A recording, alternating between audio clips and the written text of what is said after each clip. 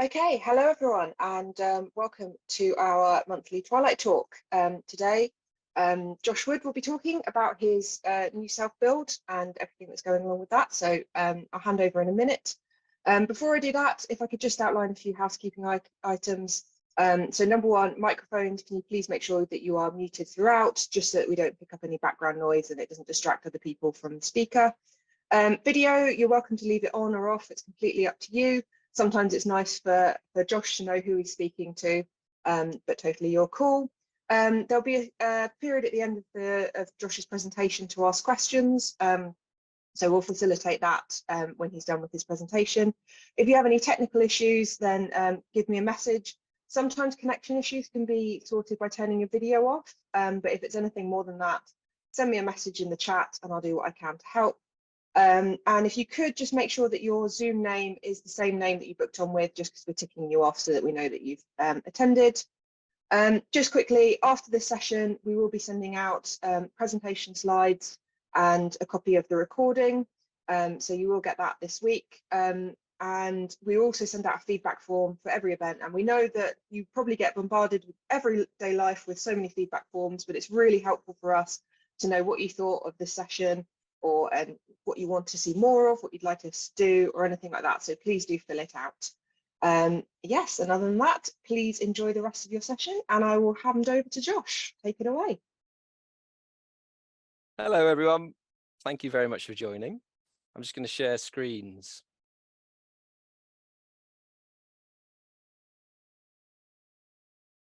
Okay.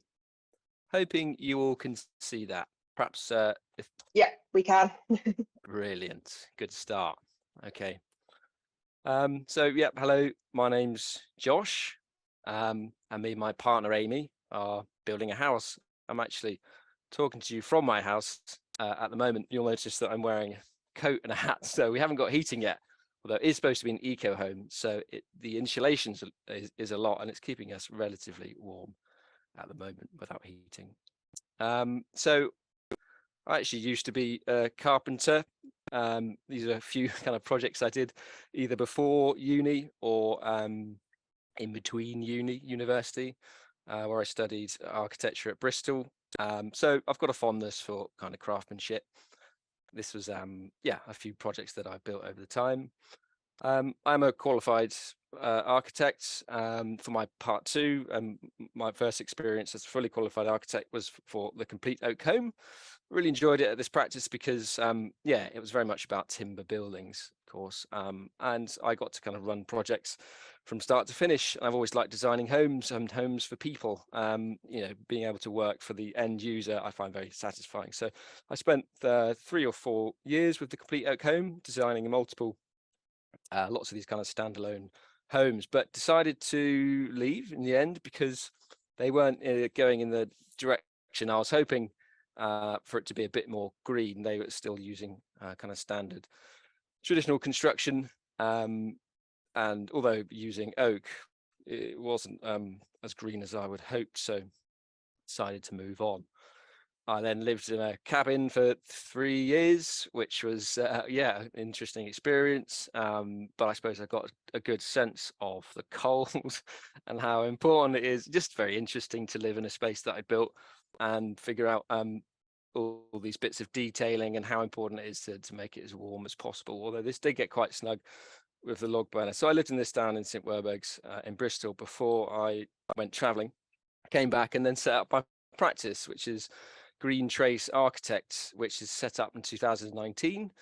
Yeah, the aim was to design buildings that are more eco-friendly. So that's why I set up the company. It is just me working on my own, which is great. And my kind of manifesto is to create architecture that enables people and communities to thrive within the means of the planet. And obviously that's very important. I feel it really is a bit of a duty on architects really to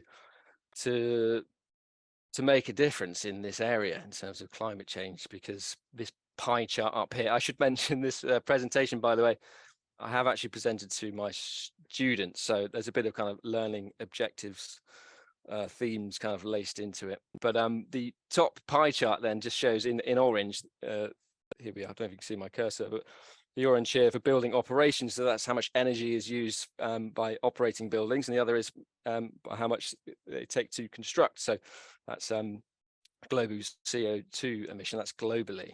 So it's a big chunk of the pie. It's almost half the pie, so the construction industry is half the pie. What can we do about it? And then this is a really interesting kind of diagram down here, just saying the difference between a passive house and an average house. So in terms of operational energy, the big orange chunk of this pie, a passive house has, in red, you can see here, the space heating is pretty much zero. That's the whole idea. Whereas, for an average house in the UK, this is, it's almost, well, it's over half. So it's a huge difference. So obviously that can play a huge role in taking a chunk out of this pie. And then next to that, obviously, what's becoming more and more recognized at the moment is embodied energy or embodied carbon. And that becomes more and more important the more operational, the more energy efficient our homes become, because it starts to represent a bigger chunk of the pie. So just setting this out, I suppose, for the students perhaps. But yeah, and I think that's why, Insulate Britain are, looking in the right direction, really, although obviously getting on people's nerves, but something has to be done, and they're making a stand about it. So that's why it's important. I'm asking clients in my practice at the moment to sign up to the REBA 2030 challenge. It's just spelling out here what that kind of means. And my self-build has aimed to kind of achieve these, and I'll show you how we got on with that later. Perhaps I'll move on from that. This is the kind of projects I've worked on recently, and it's inspired me to. The construction system I used on this has inspired what I've used on my own house. So this is for a client up in Herefordshire, and it is a passive house. So I kind of learnt the PHPP passive house planning package calculations, which I got really into for this project. And it's basically saying I'm doing the sort of projects I want to do now, really getting into the nitty-gritty details that passive house requires. It's just really super interesting seeing how these buildings react, and you can almost use this as a design tool to figure out, can we benefit for some more solar gains by moving windows around and things. So this house here does meet the REBA 2030 challenge, but only to the 2025 standard. So it is quite a hard challenge to meet, actually, which is, of course, good. Other projects I've been working on, it's a fascinating project that's been a joy to work on, which is the Bridge Farm community project in Bristol. I'll talk more about that perhaps another day. So the site, yes, this is our building site. This is taken from Google Earth, obviously just after we'd started the groundwork. So you can see the little mini digger there. And I think I can see Rupert's dog just there in the corner. But it's interesting to see it from this aerial view, because to me it looks as though it's the last available scrap of land in Bristol. It was someone's back garden, but I think it is, whilst very constrained, it's very sustainable. It's right next to our allotments, with literally within a stone's throw, and also primary school and other things like that. So we're quite set on staying here for a while. But you can see how it's nestled in between these other houses. There's houses to the north, which is actually flats, and then it was the back garden to number 16 here. So this is a party diagram, which kind of is trying to encapsulate the concept of the house that we would ask students to do. And I suppose we can say it's about getting the access in the center of the home as opposed to off the street, to enable the movement within the home to be less circulation required. So that's one kind of key concept.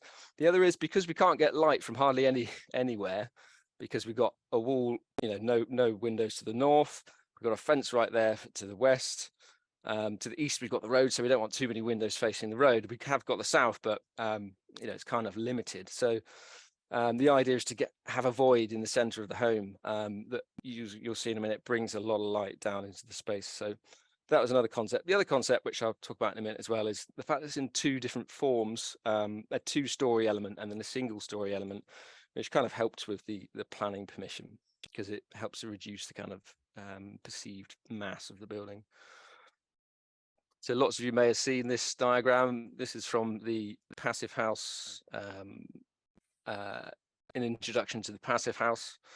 It's the principles of a low energy home. So, which is obviously what we've tried to do with our home. We were umming and ahhing whether we should get MVHR because of the costs. We are on a limited budget, but we kind of did shoehorn that in later, but it seems to have worked out quite well.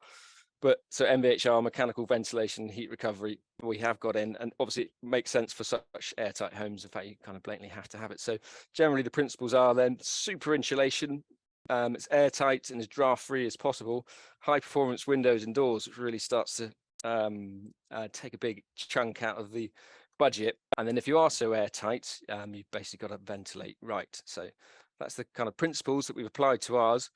But before that is kind of designing for the form factor and orientation. Luckily, we have a beautiful south-facing aspect, although we can't have windows for the first floor because otherwise we're overlooking the garden to the south. So yeah, from the outset, I've tried to achieve a good form factor and the right orientation to benefit from solar gains. But because of this constrained urban plot, that's been difficult. This is perhaps a very learning objective style for the students, but about form factor. It really is important for any eco home to start off with an efficient form, a square being the most efficient form in terms of its ratio for usable floor area to external surface area. And actually the size of that cube also plays a part in that ratio. So when designing, kind of having this in the back of my mind all the time. But yeah, it's never really that simple. I'm just going to try and move this thing that's getting in the way of my. There it is.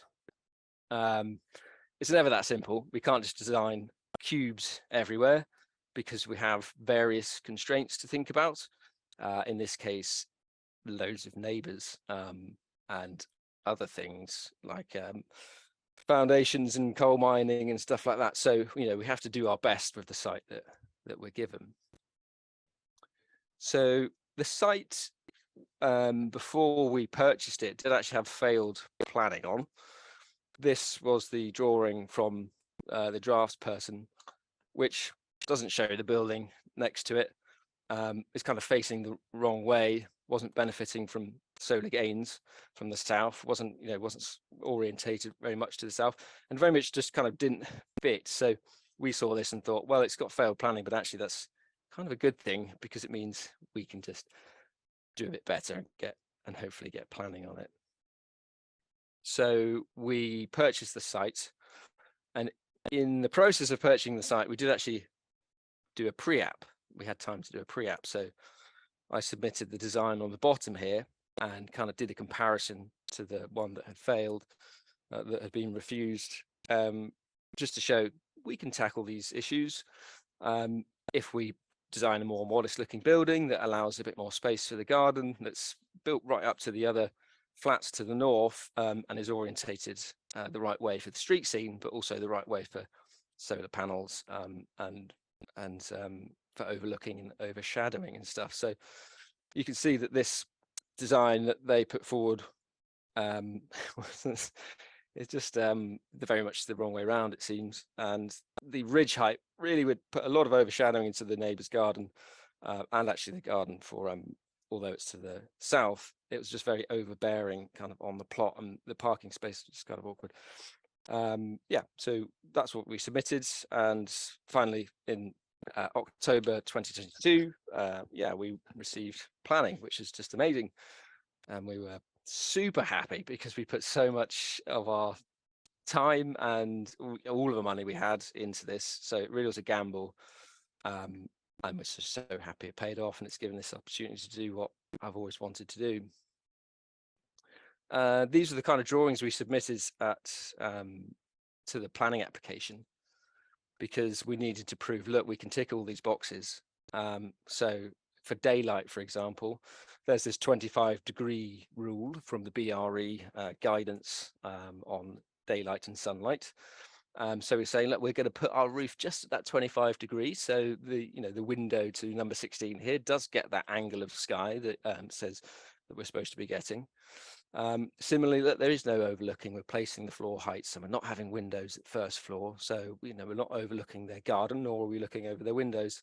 And similarly to the garden to number 18. So just careful consideration of where we put the windows and how we design the roof, to make sure that daylight, overlooking, overshadowing, we can prove are okay. So we didn't give the planners an inch really to allow us to get, to not allow it, I suppose.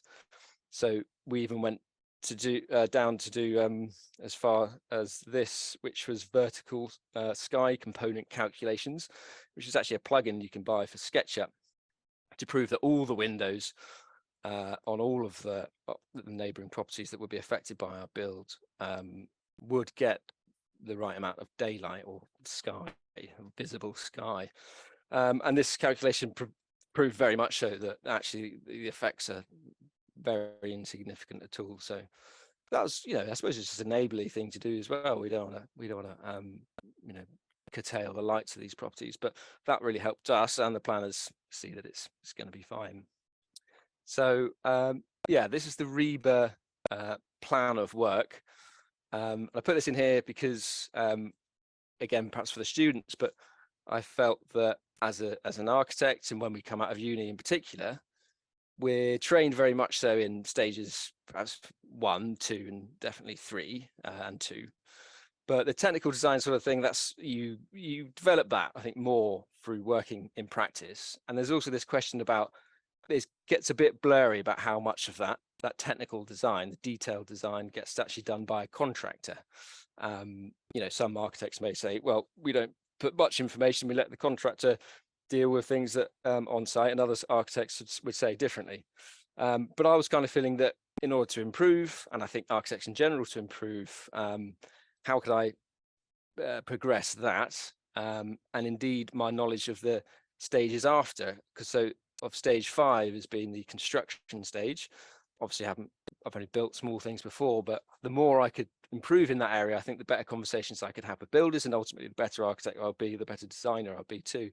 And similarly with handover. So very rarely do architects get the opportunity to kind of assess how their buildings are doing. I think it's really important that feedback is given from clients. But I kind of thought if I could build my own home, then I'm definitely getting better at stage 5. And that will trickle down to all the other stages before it. But also to build something and then live in it and experience it and understand it and assess it and analyze it, I think would just be a really useful thing. So obviously we wanted to build a house because we needed a home, but I knew it would be a really invaluable experience for me to really go the whole mile, the whole REBA experience, I suppose. So actually living in it and what we learn from it it's already been useful. And I wanted to avoid this, which is a famous cartoon by Hellman, how the architect is seen, and as seen by the public, as away on a cloud, by the client as wasting time, quantity surveyor, just spending loads of money. And I feel that I've got a sense of all these roles in a way, and by acting as the client and the builder. So I think this has been useful, but I kind of wanted to avoid, I do feel like that actually with the planners, this kind of guy trying to swing his plans through. But by the builder, I didn't want to be seen as, someone who swans up in sight and doesn't know how things are actually meant to go together. So it's important for me to be able to have those conversations with builders. I think that was another reason for doing this. Again, this is a very famous cartoon here. So yeah, how to solve this? So I suppose I'm saying, perhaps we lack on the ground building knowledge. Maybe we have the danger of having our head in the digital cloud, and this puts us at risk of either making mistakes or reducing our responsibilities in the profession. So how to solve this? Well, you could either use typical construction methods, so brick and block, and then you're kind of reducing the risk because it's all been done before. But whilst I have done many buildings like that, that's becoming not my style. I want to do more interesting eco buildings. Some architects just don't specify much. Again, that's not my style. Seek as many opinions as possible, which is always good. But ultimately, I was just hoping that building a house and living in it would help me, help me with all this. So this is the structural strategy for the house. It's all in timber. It kind of had to be because of the access, very constrained, 2.9 meters wide, quite a long alley that's used by school kids all the time. So getting big cranes and things in there wasn't going to work. So it's a stick build, which was great. Really enjoyed putting that together. It also means you use less timber with a stick build than it would be kind of prefabricated panels, timber panels, with some primary glulam structures for the ridge beams and mainly this sway frame here. And then this this foundation, this raft slab, which is a reinforced raft. It is a bit of a mega raft. It's super thick, but without that, this building would have been either impossible or kind of much more difficult. So that was a stroke of genius, really, from our engineer, I feel, George from Element Structures, who, because of these constraints that we have on the plot that I'll talk you through in a minute, which regards to our soakaway being so close to the building, which doesn't meet regulations, if we had this super mega raft reinforced slab, that would make that possible. It also meant that actually it could navigate any past coal mining issues, because we are in a coal mining high risk area. It just sounds super scary, but this this slab is stiff enough to be able to you know, to navigate over any potential cavities lurking underground. And it's also useful for this party wall agreement, because it means we don't need to dig so far down and potentially undermine the foundations of the building to the north. So the raft slab really ticks many boxes, and it's also good for low energy homes, because it means you can insulate under the slab, which kind of keeps the whole slab warm. Then you've got a nice bit of thermal mass in the building that you can benefit from as well. We also went with the same timber everywhere, so you can get eye joists, timber eye joists, which are thick and wider. And after a few discussions with very helpful builder friends I know from Green Heart Sustainable Construction, yeah, perhaps it could be cheaper just to do it in solid timber. And I think that's very useful, because it meant we could just get more timber coming through from local suppliers. So you know, constantly not ordering enough timber, and that meant that we could just go and pick up a few more. And by having it all in the same timber, I think the waste was perhaps a bit less. I should say that the roof was actually thicker timbers. So this is perhaps the key section really of the house, illustrating the system that we've used. So yeah, perhaps this image up here, this is the PH15 system. Company in Totnes kind of market it as their own, but it's definitely nothing new. People are doing this all the time. Green Heart Construction are you know, very much doing this all the time.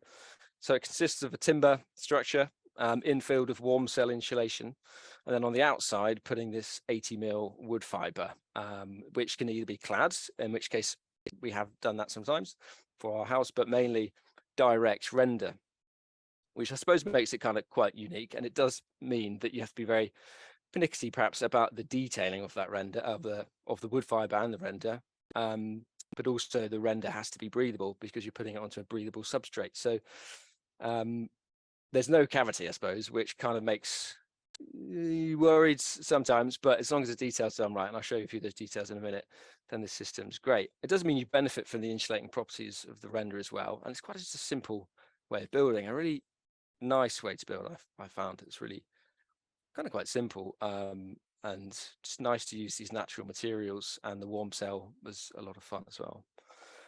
So that's the same for the wall and the roof, which I also just liked. As you can see with the PH15 system here, they've actually got these kind of gusset plates, which maybe makes that simpler. But in our case, we've just got a wall plate. But it means the thermal bridging is quite neat. So at this eaves junction, it's just a full wrap. It's just the same on the roof as it's the same on the wall. So a nice kind of thermal bridge free detail there. And yeah, we've got a construction system that is definitely low carbon, and there are calculations to prove that. It's natural, it's breathable, so thereby being healthy as well. And on the inside face then, that's where we've got our air tightness membrane and our vapor control in the form of this Duralis or Pro Passive racking board, and then battling for a service void. And here's the slab. So there's 250mm mega slab with 200mm insulation below, which is XPS, which is needed for its compressive strength. Yeah. So here's the soakaway in red, right next to our house. Building control, say, you know, minimum 5. So we almost didn't buy the land because of this, because the Wessex Water wouldn't allow us to go into the sewer, even though everyone else is going into a combined sewer now. They've really tightened up on that, and, you know, rightly so, because if everybody was to discharge water into the sewers, it would overflow and we'll be swimming in it when we go try and have a swim. So I was kind of pleased not to have to go into the sewer, but at the same time, it almost meant that we didn't buy the land, because if we couldn't get the soakaway, which is the only way to, you know, get rid of our water, then in theory we could get planning for something we wouldn't get building control for. So before we even bought the land, I'd had this discussion with George, our engineer, and he did save the day by saying, well, in this case, we'll go for this slab and it can work, which was just great news. We did actually try having an attenuator, you know, so we could discharge into the combined sewer at 1 litre rate of 1 litre per second. But Wessex Water weren't allowing that. But that could have been good, because we could have then harvested our water. Yeah, a bit about the house then. Here's the fire protected escape route, which is required because we've got a mezzanine floor in this instance. And then bathroom, bedroom, kind of on the more public side, funnily enough, which actually means our main living area, because this is guest bedroom and this window is very high up. So that's a better way of doing it, and as opposed to having your main living stuff on that side. And then this is much more private, which is the sitting living room and kitchen area. Here's the section, so you can see that our slab's not going lower than the foundations, and here's the soakaway there. So yeah, very close to the house. So initial targets then, for those of you who aren't aware of the REBA 2030 climate challenge, didn't mention it just earlier, but yeah, we're aiming to see if we could, on a limited budget, you know, manage to tick off some of those targets. And the two targets we're kind of looking at are the REBA 2030 climate challenge, as well as the AECB building standards, which is quite a lot less than a passive house, but still it's a standard out there that we can try and achieve. And my initial PHPP calculations are suggesting that we do pass, not the REBA, not even the REBA 2025, which is kind of akin to a passive house, so that kind of makes sense. But we are achieving the AECB building standards. So our primary energy renewable, which is a measure of how much energy your home requires to operate per meter squared per year, is at 67, which is below their kind of requirement of 75. I actually think we're doing slightly better than that, because the windows we chose, there's not much information on them, so I've had to make some kind of negative assumptions on those. Yes, and our form factor is quite good at 2.9, which is always a good place to start. So I'm glad we're kind of in the right ballpark, just about. So that's in terms of operational energy, but there are also targets for embodied energy. This is a really useful piece of work that I found in this Passive House Plus magazine, and it was analysing different wall build-ups. So on the left, we've got business as usual concrete block with a brick outer skin with a PIR insulation infill. Yeah, and we're considerably less than that, so less than half of tons of embodied carbon in our build-up, although our build-up is actually greener than this one still, because this is warm cell, which we've got, which is the blown cellulose insulation, but we've got the wood fibre and then a lime render.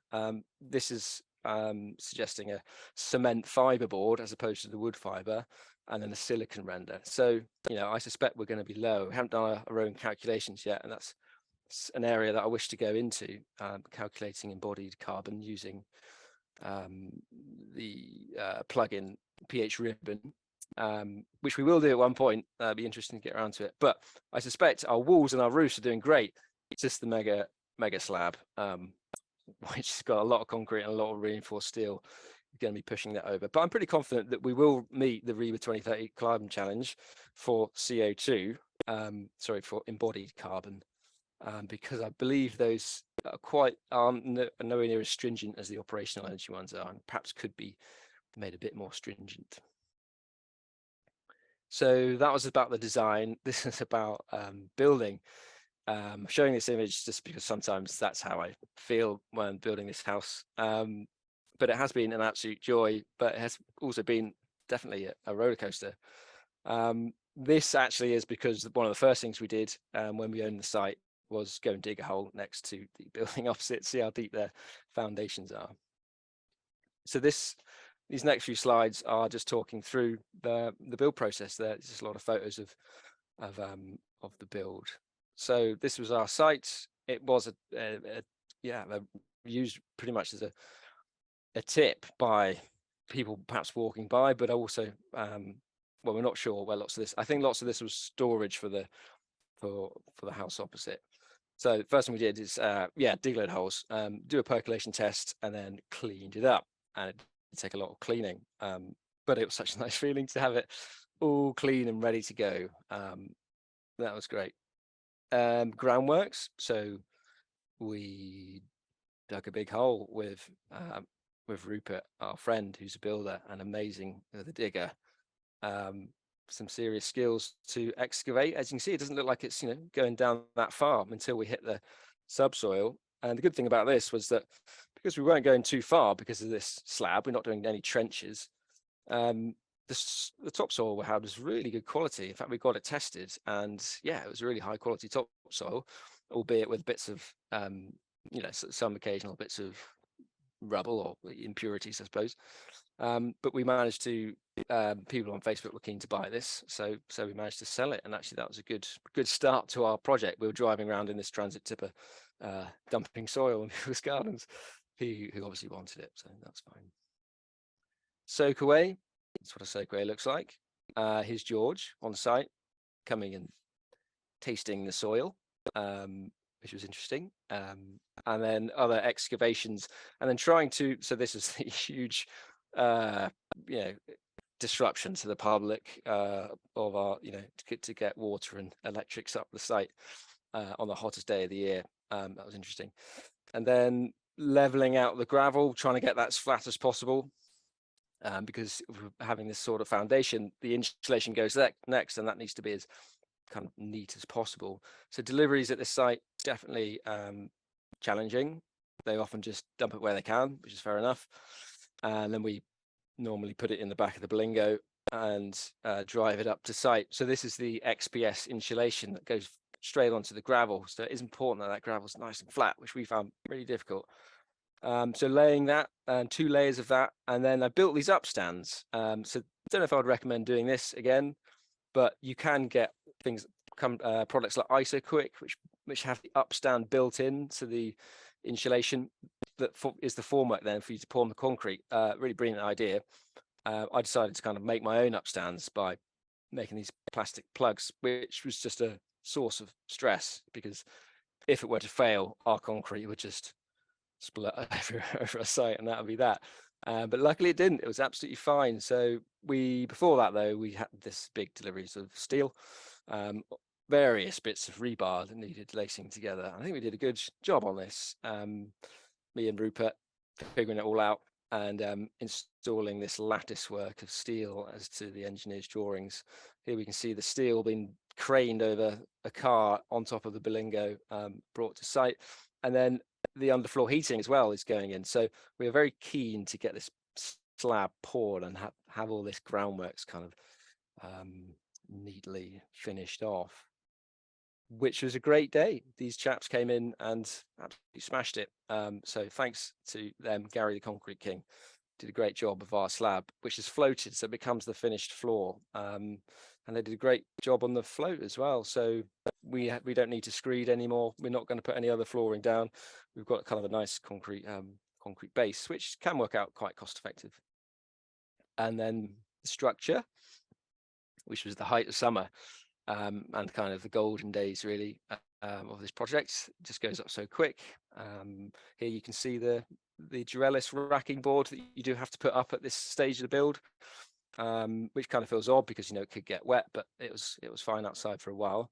In a way, the structure going up was pretty quick, so we managed to get the roof on pretty fast. But before the roof, actually, we did wrap the entire building in wood fibre, which is just nice to work with. It cuts slightly difficult, but wrapping the building with 3 of us was pretty quick. And there's a whole catalogue of details out there from Styco. So we use this Styco Protect Dry, it's called. It's got pretty good thermal conductivity, 0.04.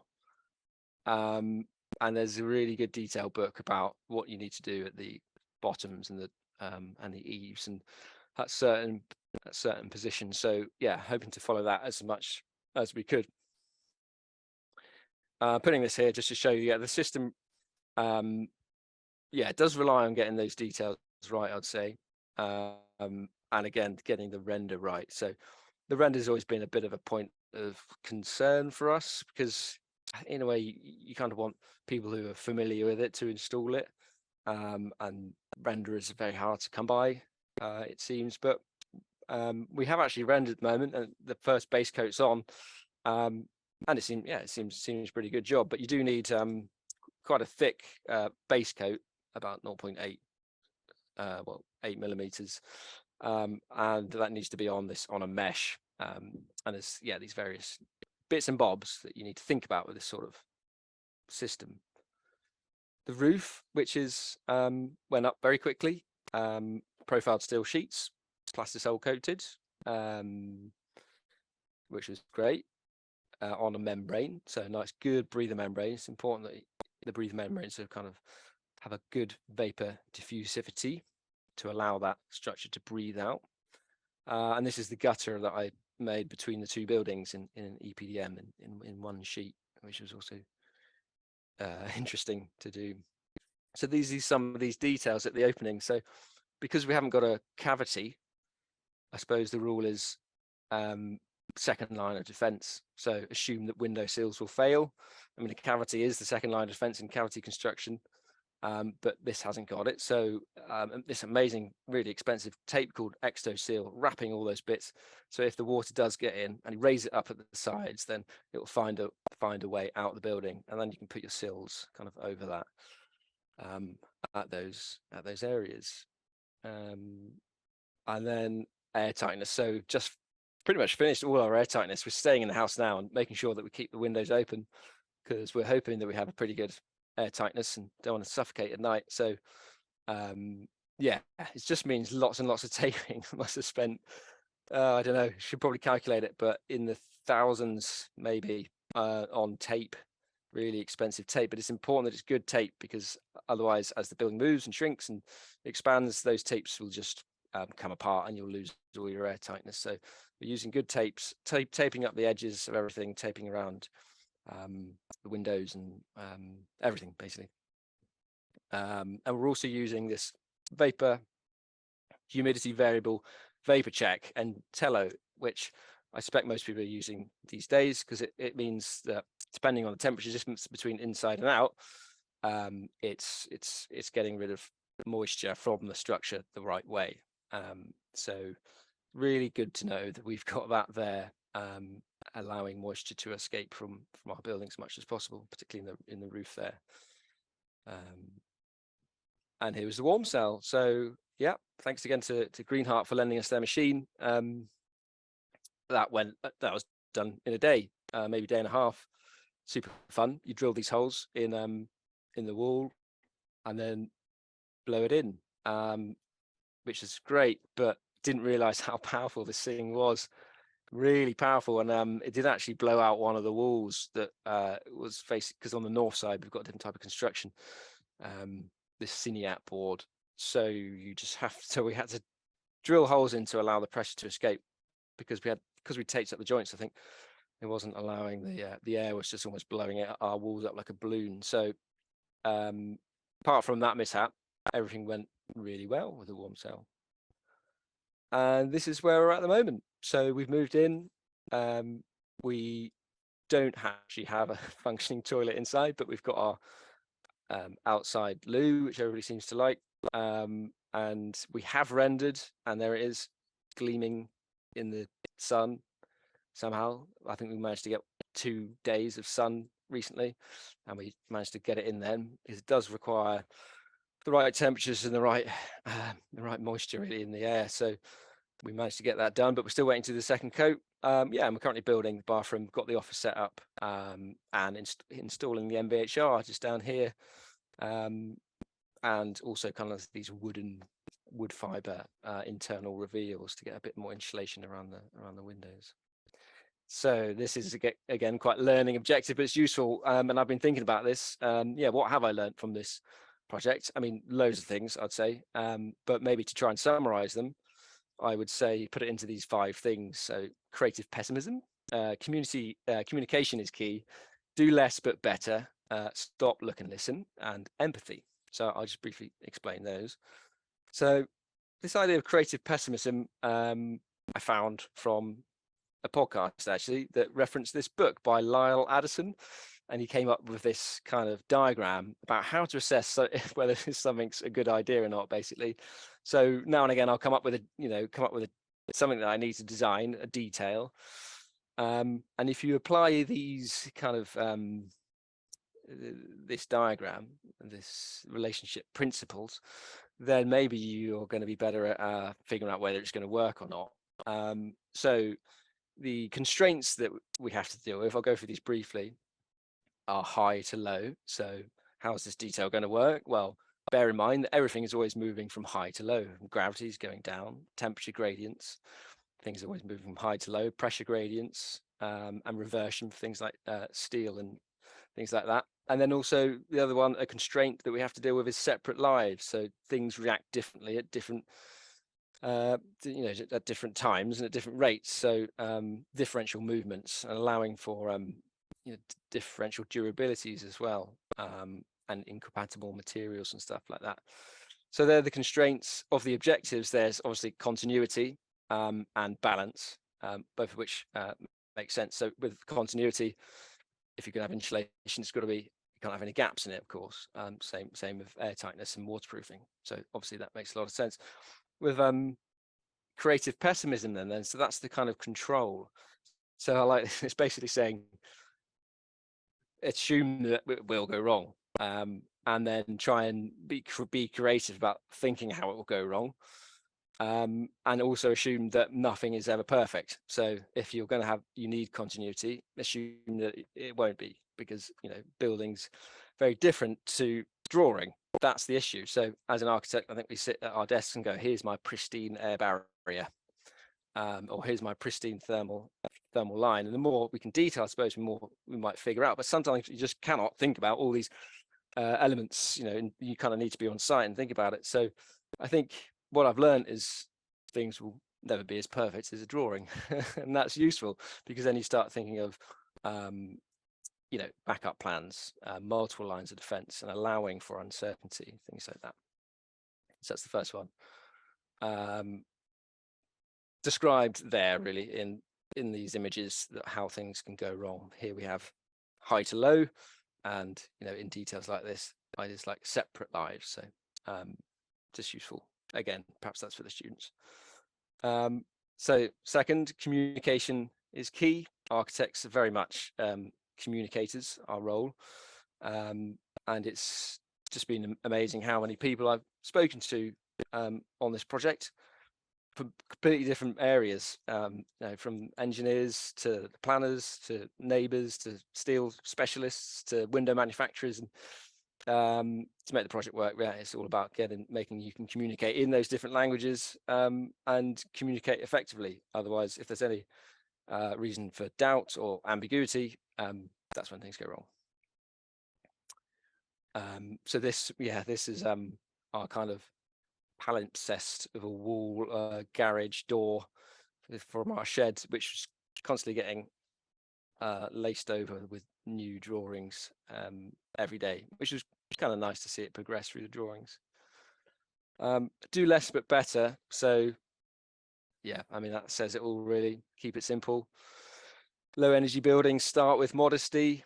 And I think it's useful to just have that in the back of your mind when you're talking with clients right at the outset of a project, because it's very easy for, I think, clients to get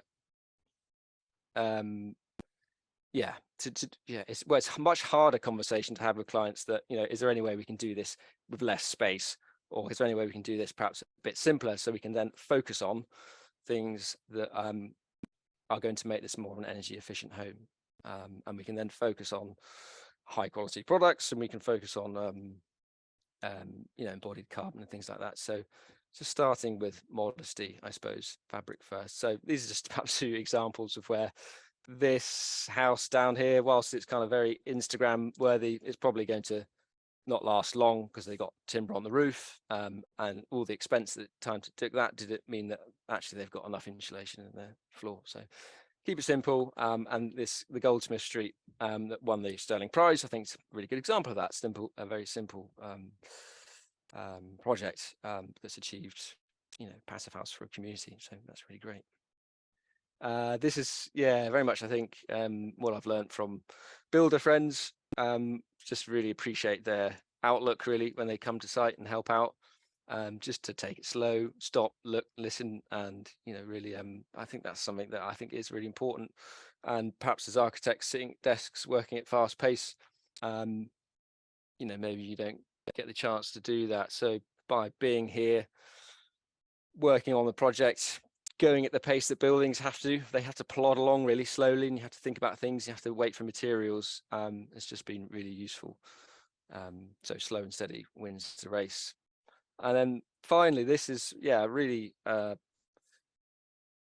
pleased to have had this experience where I can say I have acted as the architect and the builder and the client, because that really gives you empathy, which I think at the end of the day is, one of the most important things in terms of standing in other people's shoes and understanding what they have to go through. When a builder gets a drawing, are they going to be able to read it? What does it feel like to actually have to produce something from that drawing, and how likely is that they're going to need more information, or that they'll not even use a drawing at all? So I've found reading my own drawings from a different perspective really, really useful, and also specifying things that I know I'm going to have to live with, but also I'm going to have to pay for, also super useful. So that's having that empathy, I think, is really been beneficial. So that's the end of the presentation. For the next few years, we are going to monitor the house because we've got this opportunity to do it. We're going to be, we are getting the solar panels on. We've also got this air source heat pump. We're going to have good ways of collecting data.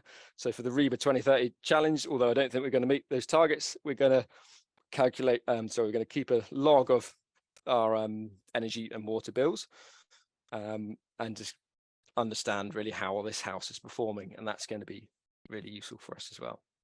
So if you'd like to visit, I think there is a site visit being organised on the 29th of March by the Green Register. So do come along and come have a look.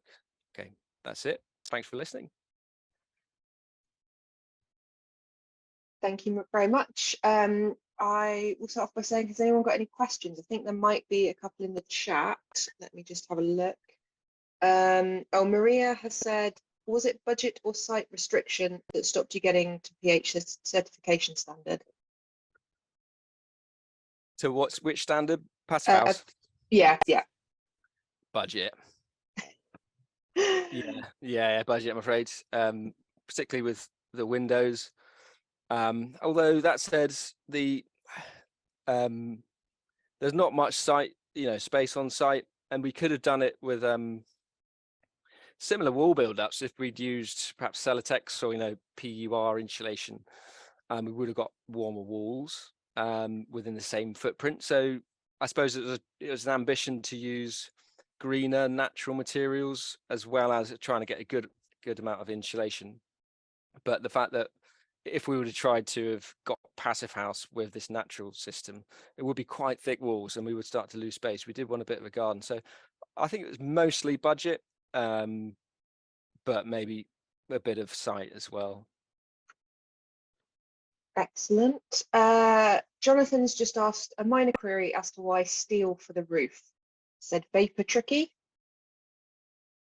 So it's a cold roof, so we've got a ventilated gap below the roof, and that's we've got 50 or so millimeters to vent up that space.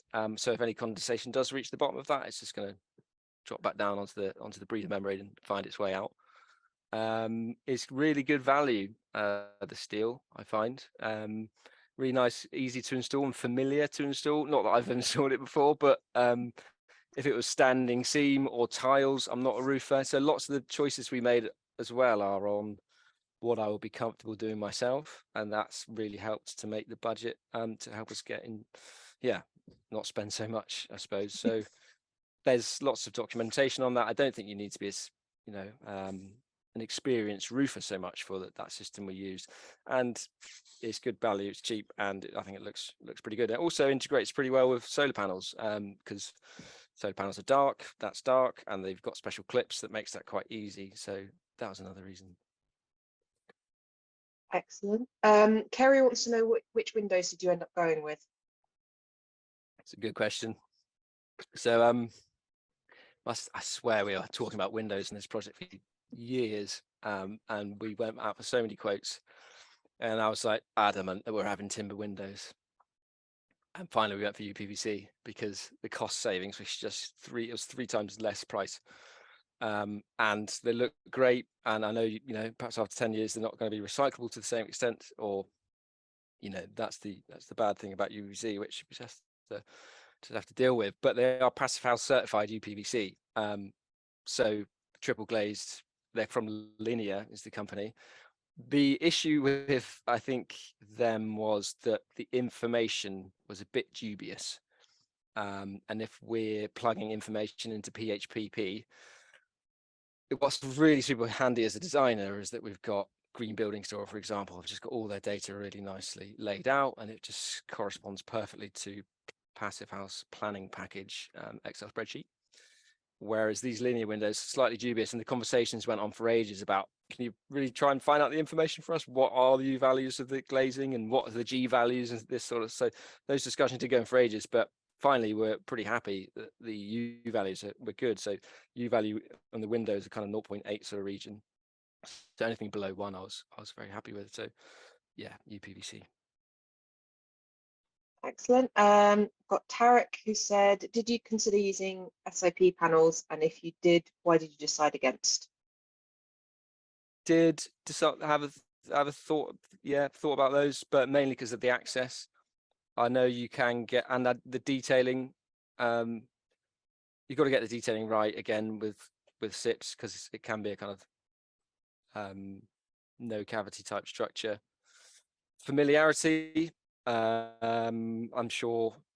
I mean, I'm used to working with like big bits of timber, but not really SIPs, but mainly the access, because we would have had to crane them in. And if you saw some of those images when our insulation, our steel arrived, moving SIP panels up there, because in theory you might be able to say, oh, we might be able to just get it up, but on the day the guy in the lorry isn't having it, and he puts it, sometimes he's put it 400 meters up the road, and if it was a SIP panel, I don't think we would have got it there. Whereas timber, we have just been putting it on our shoulder and walking it in. So access is the reason. Excellent. So Bella said, very interesting. Where is the site, please, roughly? Would like to see it. Well, Bella, you are in luck. It's in Bristol. It's St George, isn't it? In that area. Yeah. And we are running a site visit on the 29th of March. I have dropped the link to that event in the chat. So do book on, avoid disappointment before it sells out. How long is the build process so far, and how long for planning to go through? Did planning say anything about the metal roof finish? So they didn't actually about the metal roof finish. I was ready and waiting for them to say something about it. But if you look at this image here, you can see that there's lots of metal roofs around. So we could have argued that. But I think actually the planning officer we had was just very easygoing. So, or just didn't spot it. So the planning ride was okay, to answer your other, for the metal roof. And it looks smart, and we've had lots of compliments on it anyway. So, planners perhaps could take note and learn to appreciate a metal roof in some circumstances. The other question was, how long has it have been going? So I think we're at the 10-month period, 10-month mark now, and we've moved in, and we're kind of at the airtight. We're going to get an air tightness test done pretty soon. So 10 months. The planning took, as soon as we bought the site, we put in a planning application because we all had it prepared. So actually from buying the site to getting planning was only 3 months. And then in that process, I've already done all the technical drawings as well. So as soon as we got planning, I submitted building control. So actually from getting planning to spading the ground, it was pretty quick, like 5-6 months, and then 10 months for the build. So as far as projects go, that's pretty quick, actually, I'd say. Yeah. Brilliant. I've got a question about what the approximate cost is per metre squared, if you know that. Yeah, so it's about, in fact, I'm just going to ask my partner that. What's the cost per metre squared?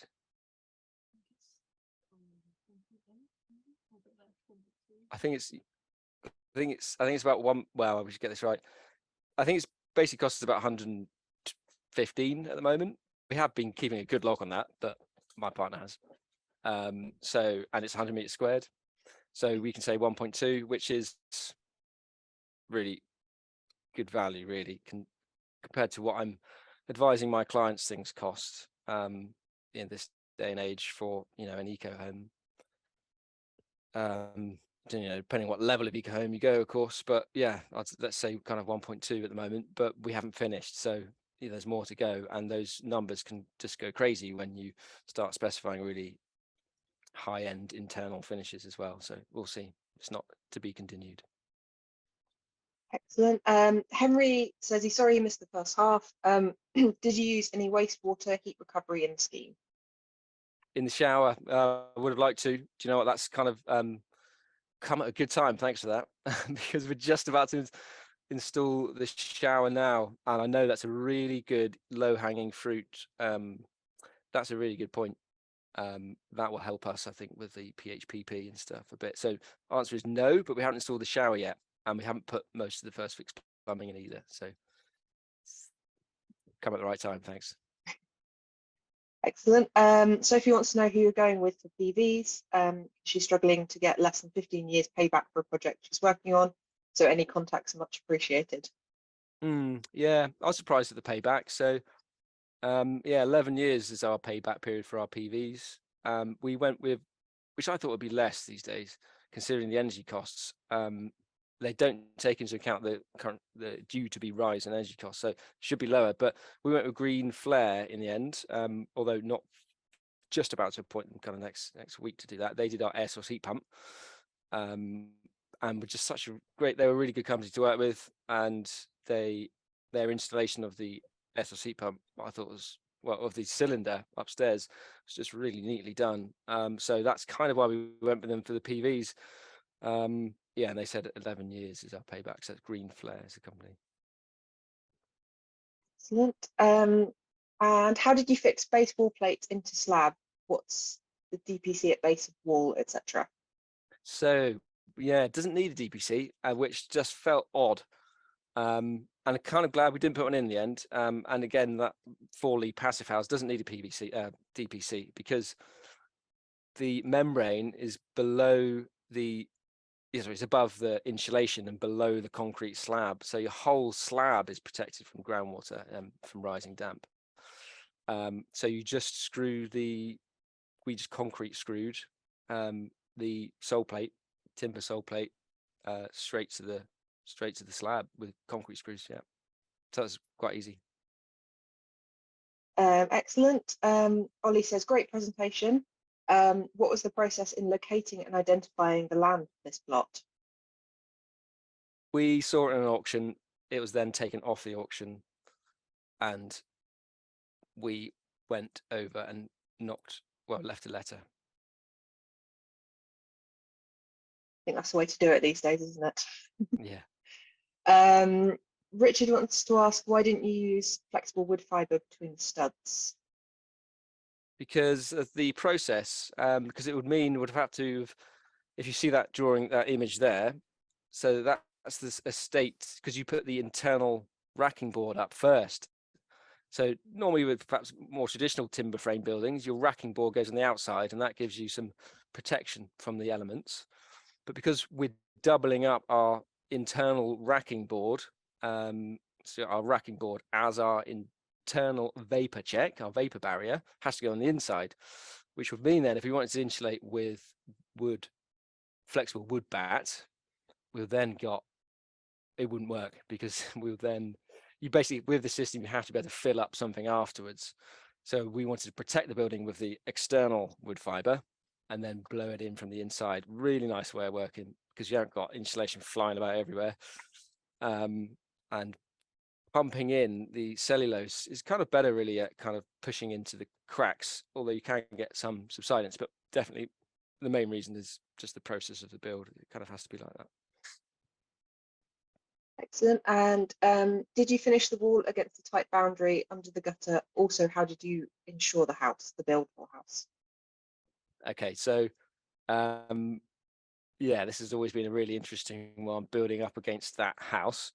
And right from the outset, I was thinking about ways to do this. And great conversation with my builder when I was like, right, what we're going to do is have 100 mil gap, and he was having none of it, and rightly so, because I was imagining that we would kind of build overhand, so build panels on the slab with a kind of breather board on the outside that you then lift up and perhaps silicon onto the next one, because we wanted as much space as possible.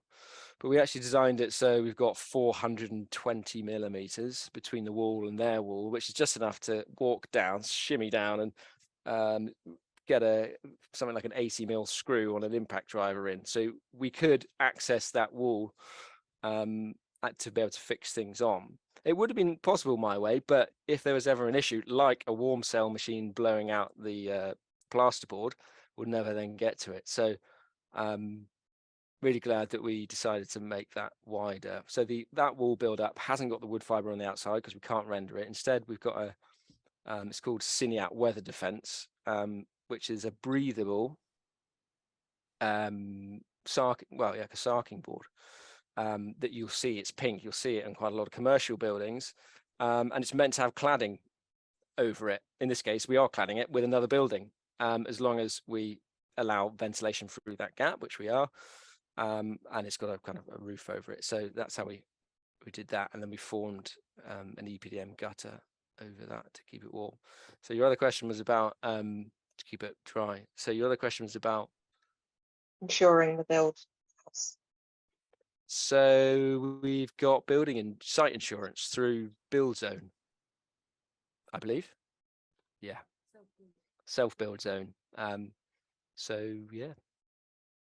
Excellent. So there's 2 more questions in the chat. As we sort of reached 6 o'clock, I'm going to say let's answer those, and then we can all carry on with our evenings. So I've got, who did you go for the MVHR design and install? That was Earthwise. Big thanks to Earthwise as well. So Ben East from Earthwise Construction. And they designed the system and allowed me to install it myself, which we're currently doing. And he's going to come over and commission it, which is quite a nice way of doing it. So he can just check my work basically. But it's kind of quite a fun thing to try and install, because there's all the parts are there. You just got to put them together. Excellent. And are you building this during weekends mainly? And how did you find a suitable builder to work with who was open to this process? So, at the beginning we had a friend, Rupert, who helped us with the groundworks. So just a good friend of mine. And then for the structure, it was me. So I've been here throughout the whole thing, me and Amy, working on the site, kind of a balance of maybe 4 days on site and 3 days working, sometimes the opposite, and bits and bobs, definitely just working kind of flat out really all the time.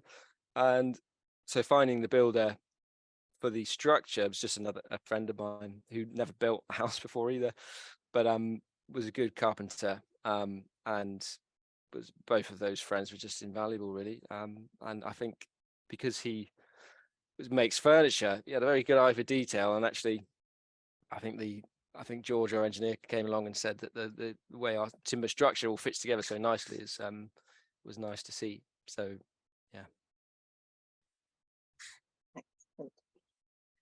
Well, brilliant. Okay, so we'll finish the session here. And I just want to say a huge thank you to Josh. That's been a really fantastic presentation. There's a few messages in the chat about it's a really great presentation. They're coming in thick and fast now, so I'm glad to hear that everyone's enjoyed themselves. And yeah, just to reiterate one more time, if you do want to see the house in question, come to the site visit on the 29th of March. Come if you're near Bristol or just fancy coming up for the evening. It's a great city, do it. But we hope to see a lot of you there. If this was interesting to you and you've not been to other Green Register events, do check out what else we've got on greenregister.org.uk in our events section.